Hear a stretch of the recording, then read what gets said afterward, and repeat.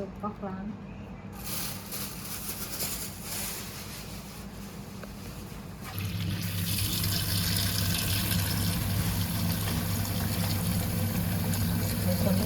ได้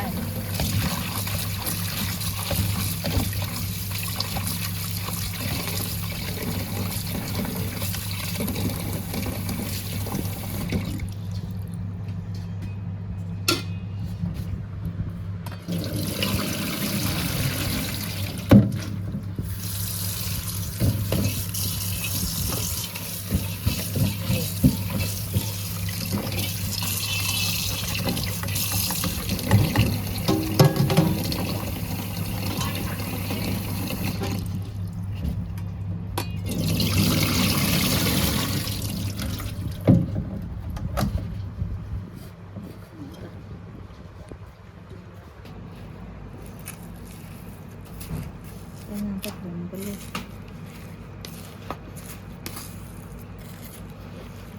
เห็นเขาใส่จานสวยงาม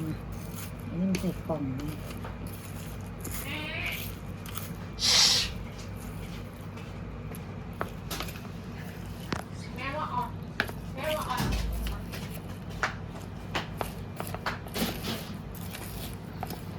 กะเพราเปล่าเยอะมันพอแล้ว ค้างอยู่ครับ เหลืองอ่ะเอาตันๆให้ดูนะ เก็บมัน ออยเดี๋ยวเอามารวมคลิปกันใช่ไหม เก็บมันจากแปลงเอาให้เธอ สิ่งแดงดี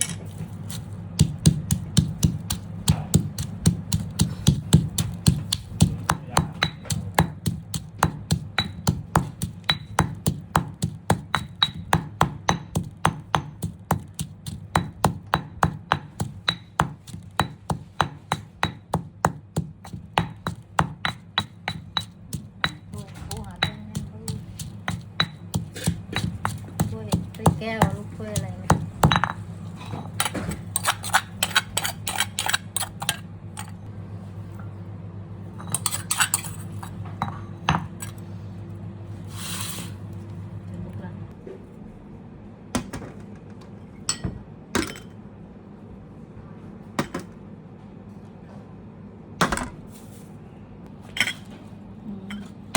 โอเคแล้ว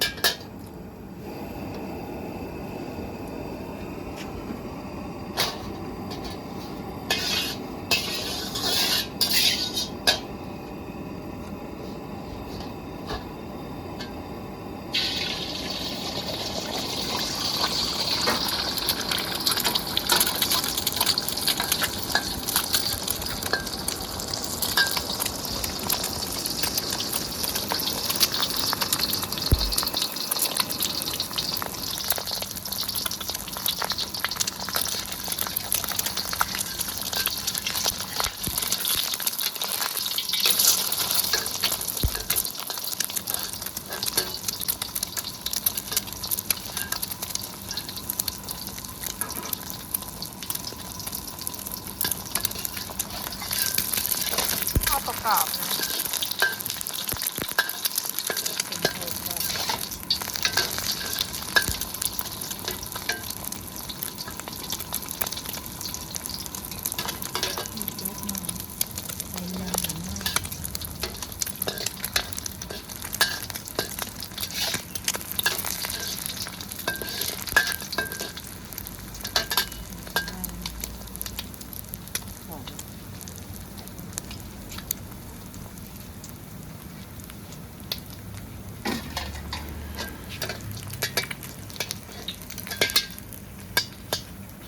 แล้วก็จะเด็ดคอยค่ะ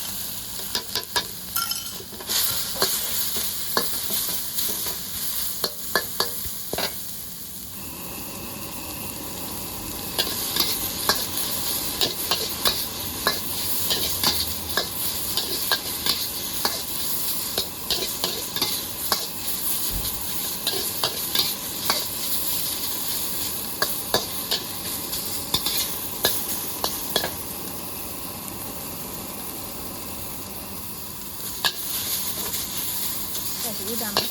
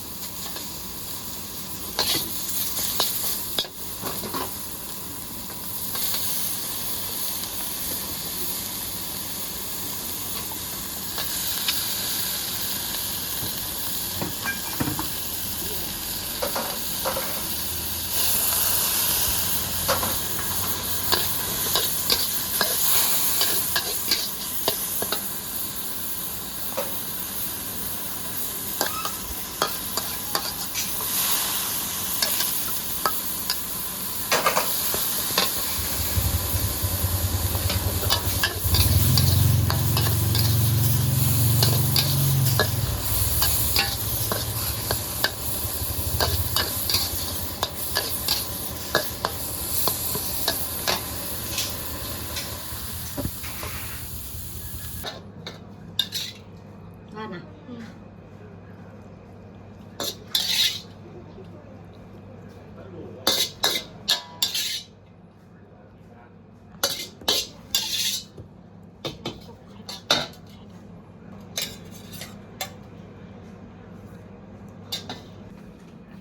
เสร็จได้ปะเสร็จได้ไหมหรือว่าถ่ายอย่างนี้ก่อนไม่ได้